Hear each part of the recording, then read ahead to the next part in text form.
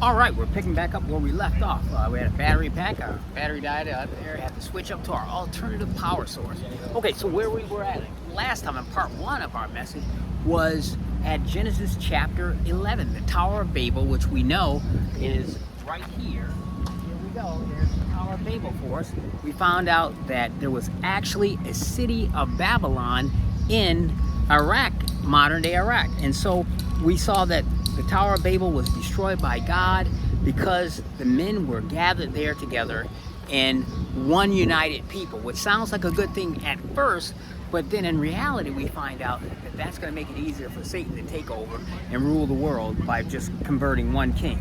Now let's fast forward from the Tower of Babel, which occurred right after the flood of Noah, all the way through to about 500 years before the birth of Jesus. So almost 1,000 years later, we find ourselves in ancient Israel at the time of the first temple. And at the time of the first temple, shockingly, we find out that, remember we told you feminism, evolution, witchcraft, all began in Genesis chapter 3 when Eve took of the tree of the knowledge of good and evil and ate of it.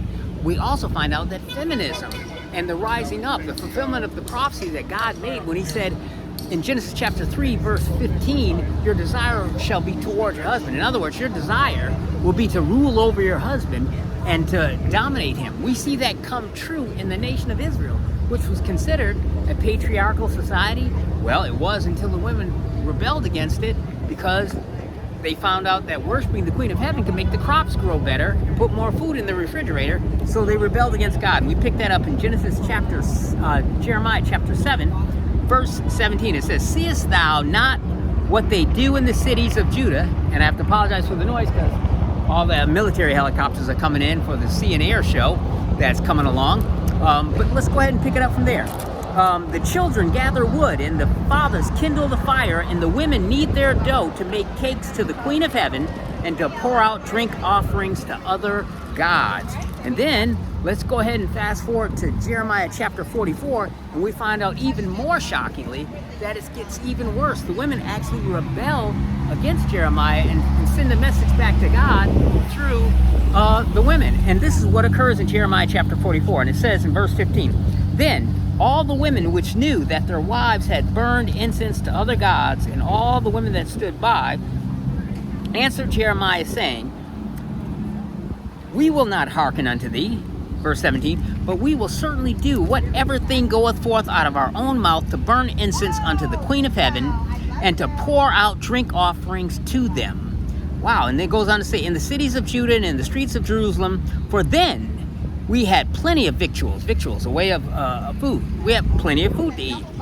And we were well and saw no evil. But since we left off to burn incense to the Queen of Heaven and to pour out drink offerings to her, we have wanted of all things and have been consumed by the sword and famine. And we burned incense to the Queen of Heaven and poured out drink offerings unto her.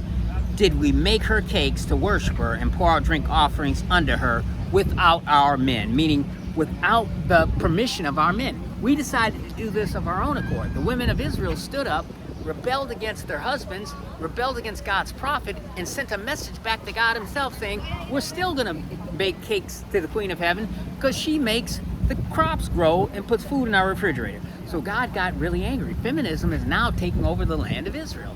And the husbands, just like Adam in the Garden of Eden, instead of standing up and putting his foot down and saying, no, the Lord said do this, let's do this, they just went along with it, right? You're either going to go along with it, you're going to sleep on the couch tonight. The women of Israel apparently were saying to their husbands, and they stood by and did nothing. And so it goes on to say, verse 22 of Jeremiah 44, and again, this is 500 years before Jesus. This is during the first temple system, before the first temple is destroyed. In fact, one of the reasons why the first temple of Israel was destroyed was because of this very incident, where in verse 22, it says, so that the Lord could no longer bear because of the evil of your doings and because of the abominations, Jeremiah is telling them, which ye have committed. Therefore is your land a desolation and an astonishment and a curse without inhabitants as it is to this day. And that's what occurred after the temple was destroyed. The Babylonian captivity occurred after the Assyrian captivity, and the land was left fallow. The land enjoyed her Sabbath rest. But also the feminist movement, which had also resulted and making sacrifices of their own children. Take your firstborn and sacrifice it to the pagan gods surrounding Israel, and we'll make the crops grow. Or bake cakes to the Queen of Heaven and worship her as a deity, we'll make the crops grow. And so, verse 24, moreover, Jeremiah said unto all the people and to all the women, hear the word of the Lord, all Judah that are in the land of Egypt. Thus saith the Lord of hosts, the God of Israel, saying, your wives have both spoken with your mouths and fulfilled with your hands, saying, we will surely perform our vows that we have vowed to burn incense to the Queen of Heaven and to pour out drink offerings unto her. And we will surely accomplish your vows and surely perform your vows. Therefore, hear the word of the Lord. So in other words, what Jeremiah is saying, as another military chopper goes over, what Jeremiah is saying is that, hey, husbands, you guys aren't innocent. God put the husbands in charge of the family. And when the family goes wrong, you're the captain of the Titanic. I don't care if the first mate was driving the Titanic when it hit the iceberg. I'm holding you responsible. God holds the men responsible for letting the women get out of hand and worship the Queen of Heaven, and says, I'm going to send all of Israel into captivity, and I'm going to leave the land desolate for all these years as punishment. And so that's exactly what occurred. And so, verse 24, moreover, Jeremiah said unto all the women, thus saith the Lord God, because you have burned incense to the Queen of Heaven, I'm going to do all these things. And then verse 27, behold, I will watch over them for evil and not for good, and all the men of Judah that are in the land of Egypt shall be consumed by the sword and famine until there be the end of them. And so the men had to die because they allowed their women to rebel against God and worship the Queen of Heaven. And the point of that is to point out that God says, I will punish you in this place that you may know that my words shall surely stand against you for evil. In other words, the worship of the Queen of Heaven really began in Genesis 3 when Eve bought into the lie that if she partook of the tree of the knowledge of good and evil and partook of occultic knowledge, she could evolve into goddesshood. And then that goddesshood took form in the form of the wife of Nimrod, Semiramis, who reinvented herself after Nimrod's death as the Queen of Heaven. And then eventually all of the nations founded by Nimrod adopted her as their female deity figure, because she created the mythos that she gave birth to her son Tammuz supernaturally, without becoming impregnated by a human being, but by a bolt of sunlight, and so on and so forth. And that's when the Mystery Babylon system went from ancient Babylon, which was really a geographical city with a real king and queen, Nimrod and Semiramis, and then it turned into mythology. And that mythology was used by Satan and spread from Babylon into Akkad, into Nineveh, into Assyria, eventually into the Egypt, into the Roman Empire, and then the Roman Empire eventually converted to Roman Catholicism in 325 after Constantine supposedly got converted, and that Babylonian paganism carried itself all the way through into the modern Christian era after the Protestant Reformation. A lot of that paganism came from those liberal Protestant Reformation churches right into the United States of America. The Founding Fathers we've already talked about were involved in Freemasonry. We've already talked about how there's a link to Freemasonry and ancient occultism. The widow's son is referred to actually in the book of Revelation, as we'll see when we get to the conclusion. So again, remember the question of the day is the United States of America Babylon of the Bible? Or is New York City the Babylon of the Bible? And because of Memorial Day, we're looking at where does America fit in Bible prophecy? Or is it ancient Babylon, the city that's going to be rebuilt again in Iraq? Or is it the Roman Catholic Church system, which is based in the Vatican, in Vatican City in Rome? So let's go ahead and jump fast forward into the book of Daniel. The book of Daniel gives us Daniel chapter 2 verse 43. What we see there is the reference in Daniel chapter 2 verse 43 to the return of the Nephilim. Remember, we talked about how Plato wrote in his Critias about the super city Atlantis that ruled all the world, and supposedly that was mythology. But was it actually a pre-existing and actually literally existing city prior to the flood of Noah? Was the whole world under the control of the Atlanteans, these demigods ruled by fallen angels that came down, bred with women, created Superman, and God had to destroy the world with the worldwide flood of Noah? Many believe that's the case, and that Plato's Critias that talks about Atlantis is just like Homer's Iliad and the Odyssey. Yes, they were fictionalized accounts, but of real historical events. A Hector and Achilles, Nephilim, Superman, demigod type figure actually did exist. Troy did exist in the Bible, and it's called Troas. It's spelled T-R-O-A-S as opposed to the regular, our current day spelling of Troy. So those things, God bless you, man, thank you so much. Those things are coming to bear. So it says this, verse 43 of Daniel chapter 2, And whereas thou sawest iron mixed with miry clay, they shall mingle themselves with the seed of men, but they shall not cleave to one another. Well, if they that are doing the mixing with human DNA are not human DNA, then they have to be some other type of entity other than human. And so again, we already have in place the return of the Nephilim that Jesus talked about. It would be just like in the days of Noah. In the days of Noah, you had to destroy the world because the Nephilim ruled the world. Jesus said it's going to be like that in the days of the coming of the Son of Man. We already have a UFO explanation. The second tranche of UFO documents were released yesterday by the Trump administration, and Steven Spielberg's UFO film is coming out in a couple of weeks. And so when the pre-tribulation rapture occurs, prior to the 70th week of Daniel, you already have a non-biblical explanation for what happened to all those people that disappeared. And so now the Christians left behind, the Roman Catholic Church, will be the rulers of. And so it's setting up perfectly for a Roman Catholic-led goddess system of worship. When I went to Mass with some of my Catholic friends over this past Resurrection Sunday, Easter, Passover weekend, I got a chance to see the purple and scarlet robes and velvet, and then the gold chalices in their fancy cathedrals. And it was just like what we're going to be looking at in the book of Revelation. And so let's go ahead and finish up with the book of Daniel. Daniel chapter 9, verse 27, it says this: "And he," the Antichrist we're talking about, "shall confirm the covenant with many for 1 week, and in the midst of the week he shall cause the sacrifice and oblation to cease, and for the overspreading of abominations he shall make desolate." So that's going to end up being important for making a determination and my final conclusion as to whether or not Mystery Babylon or Babylon is either the Roman Catholic Church, the United States of America, or is it a religious system, Rome, or is it actually an economic city in Babylon on the Euphrates River? Okay, now let's go ahead and jump fast forward, if you will, with the time we have remaining here in our conclusion to our message, our annual Memorial Day message related to the United States of America. Let's get to Zechariah. Zechariah chapter 5 ends up giving us a very important passage that's going to tie into my final conclusion. I want to hear what your conclusions are as well. Leave a comment and tell us what you think about Babylon. Is it the United States? Is it New York City? Is it ancient Babylon rebuilt? Is it the Roman Catholic Church? God bless, man. God bless. And so here it is, Zechariah chapter 5, verse 7. Zechariah is seeing this vision. He says, "And behold, there was lifted up a talent of lead, and this is a woman that sitteth in the midst of the ephod." Ephod is a fancy King James way of saying basket. So a woman in a basket was seen by Zechariah.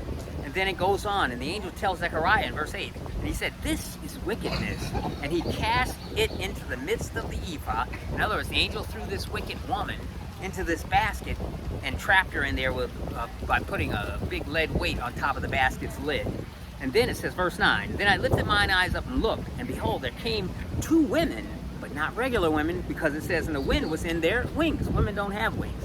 This is some type of hybrid Nephilim, fallen angelic monstrosity, because a stork is an unclean bird in Judaism. It says this, "And the wind was in their wings, for they had wings like the wings of a stork," an unclean animal.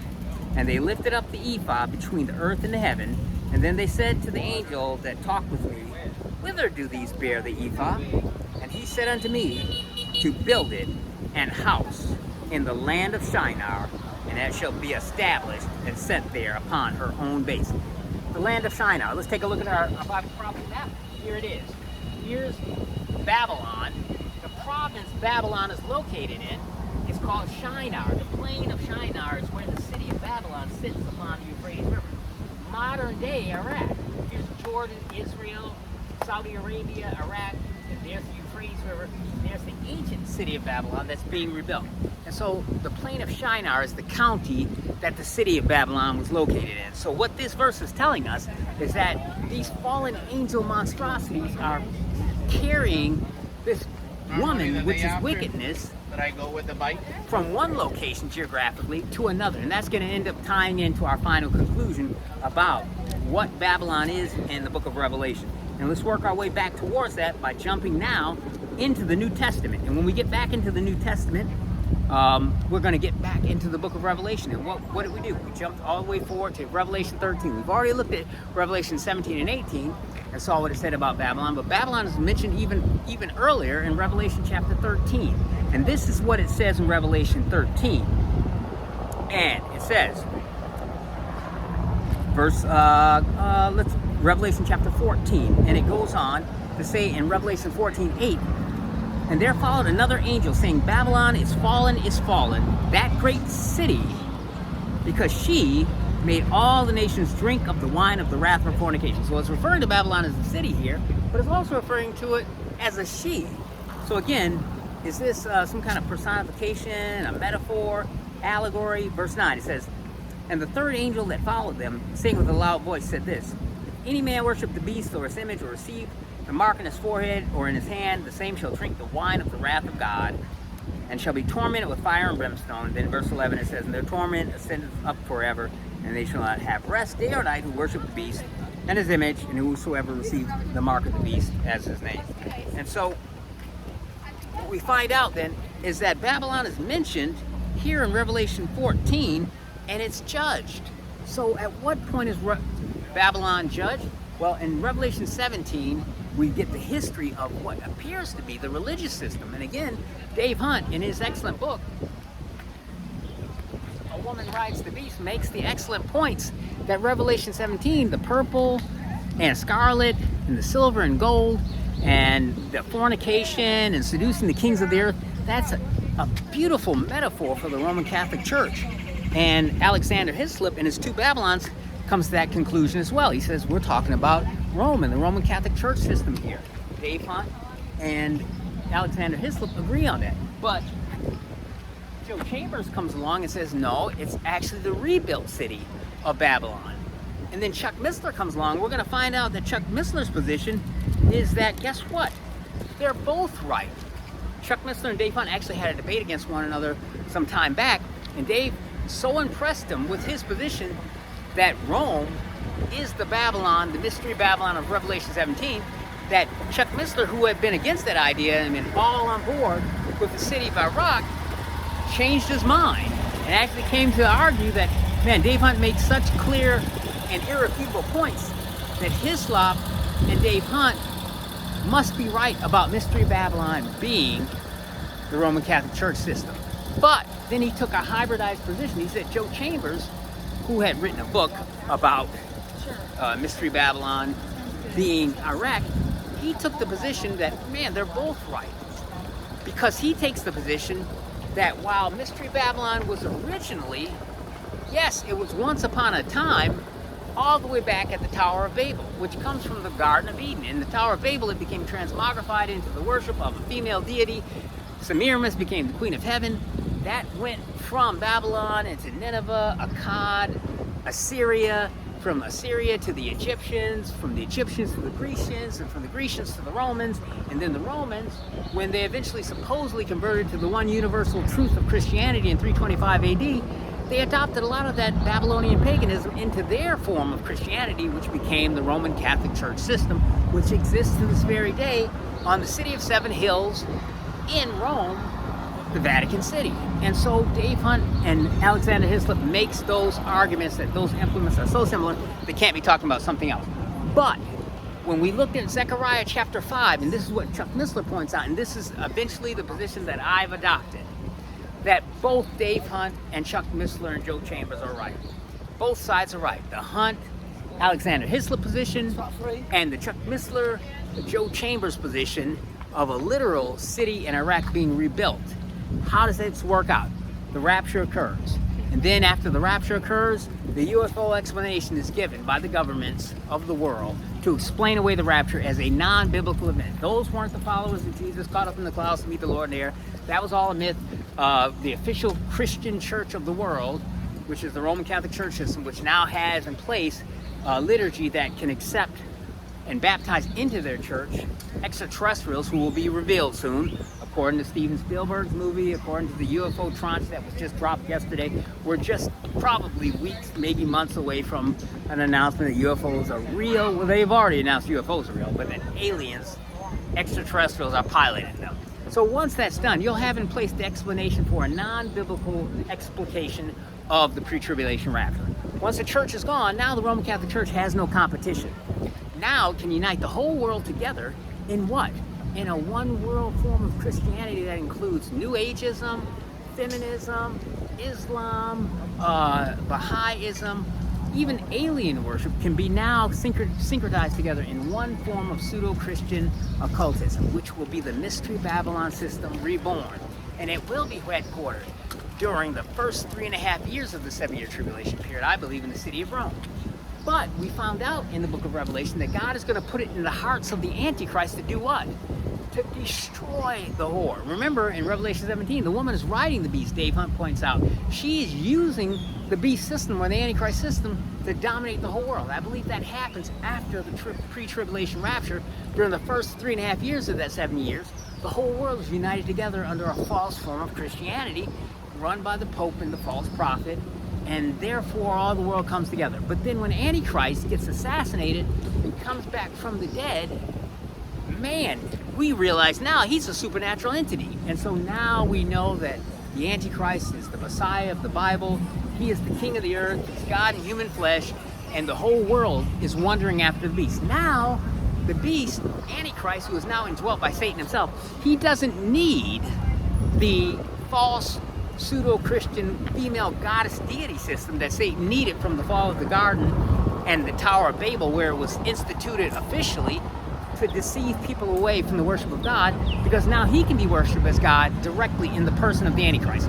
So God puts it in the heart of the Antichrist to get rid of the Mystery Babylon female deity worship system, and Babylon is destroyed. But before that happens, or after that happens, it is transported. That worship system, that false worship system, is transported or transmogrified from the city of Rome on Vatican Hill to the city of Babylon in Iraq. And so I believe Joe Chambers and Chuck Missler agrees that that might be what Zechariah chapter 5 is talking about. The woman is put into a basket and transported by fallen angels to a new location, and that new location where she's relocated to is back to where she began. The plain of Shinar, which is this sort of green area, pink, yellow, the green area here. This is the plain of Shinar between the Tigris River and the Euphrates River, and right there on the banks is the city of Babylon. And so you get way over here to the west is the city of Rome, the Vatican. So you come all the way from there, all the way across the Middle East, boom, right here to the plain of Shinar, where the city of Babylon is currently being rebuilt, has been rebuilt, and has all kinds of archaeological discoveries there. So that is the final position that I take, and that both Dave Hunt and Joe Chambers are correct. That both Chuck Missler and Alexander Hislop are correct. Position on the United States of America, no, I personally, is not because I'm so ultra patriotic. I've always been a patriotic kid and all that stuff. But no, I don't believe that New York City burning on 9/11 is the reference in Revelation chapter 18 that we saw the city burning, the merchants weeping over her, and so on and so forth. No, I don't think that. Now, there is an argument that, well, if the merchants are weeping over her, could it be the city of Babylon in Iraq? Because it's on the Euphrates River, but it's not really a big port city. You know, there aren't tankers coming in and out of there. So that's a problem, but I think it's best solved when you look at it as a living sort of spiritual entity that moves from ancient Babylon at the Tower of Babel, spreads through all the nations, through the fallen world emperors, and eventually transmogrifies itself into a religious system that becomes embraced after Christianity in the Roman Church system that's based in the Vatican, but then it's exported out from there throughout all the world, but eventually will end up ending her final days back where she began, at the Tower of Babel on the plain of Shinar in the city of Babylon. So I think both those positions are right. And no, my position is that the United States of America, here we are on Memorial Day weekend, not because it's Memorial Day weekend or because I'm an American, I'm biased towards America, because I will say America has, since 1973, as we mentioned earlier, more abortions or killings of babies in America under the Supreme Court's ruling of Roe v. Wade as a fundamental constitutional right of a woman only, not a man. The husband doesn't have this right. Only the woman has the right to kill her baby by way of an abortion. And we are now closing in on 100 million American babies sacrificed at the Planned Parenthood and abortion clinics throughout the land since 1973 alone. If you combine together all of the abortions anywhere in the world of every nation, combine them together, the United States of America outstrips that by itself, which is an amazing statistic. There are more abortions committed in America since 1973, almost 100 million, than all of Moloch, Chemosh, Baal, Remphan, all of those ancient fire gods that require sacrifice of your children combined together cannot match. God bless you. Right past that black thing, go about 300 yards that way. Combined together, all of the body count of Baal, Chemosh, Milcom, Remphan can't approach what has been done to America. So I'm not saying that America's off the hook. I just don't think America is the Babylon of Revelation 17 and 18. I don't think it fits. I think that the Roman Catholic Church fits, and I believe that it's possible that that gets transmogrified during the second half of the tribulation period to be the headquarters of the Antichrist once he becomes the God-man on earth for the final 3.5 years of the 7-year tribulation period. And so I don't think America is necessarily off the hook because of what occurred with Roe v. Wade, but taking that into consideration, I still do not believe that America is the Babylon of Revelation 17. But I'm interested in what you guys think. What do you guys think? Do you think America is the Babylon of Revelation 17 and 18, and because of the sins of America that we haven't been judged for, Israel got judged every time they did something bad, they went into captivity. When will America's judgment come? Will America's judgment come? And do you think it's Babylon? Do you think it's Revelation 17 and Revelation 18? If not, tell me what you think. Where do you line up? Do you think it's ancient Babylon? Do you think it's New York City? Do you think it's the United States of America? Do you think it's the Catholic Church? Do you believe none of the above or all of the above? Just give it an explanation down in the comments. God bless you guys. So here we are. Will the Air Force planes get here and drown me out using my secondary mic here? We're going to end it right there. God bless you guys.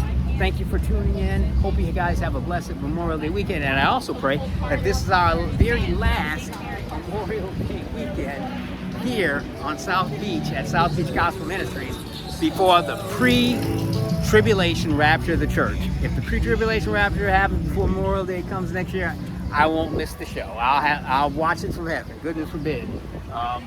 I've had my share of Memorial Days here on South Beach and here on planet Earth, and I hope you guys have too. So if you haven't yet, accept Jesus as your Savior, pray to receive Him as your Savior today. Get your gospel tracts out. Go out and tell somebody about Jesus with the time we have left. South Beach Gospel Ministry. Like and subscribe if you haven't, and tell us what you think about America. Is America Babylon or not? And what topics you might want to see us take up before the pre-tribulation rapture happens. And as always, as we ended it here this Memorial Day weekend, keep looking up, because more than ever, with all these UFO things being released by the government, keep looking up for our true redemption, not the Space Brothers, is drawing nigh. And that's what we, the church, are looking forward to. God bless you guys.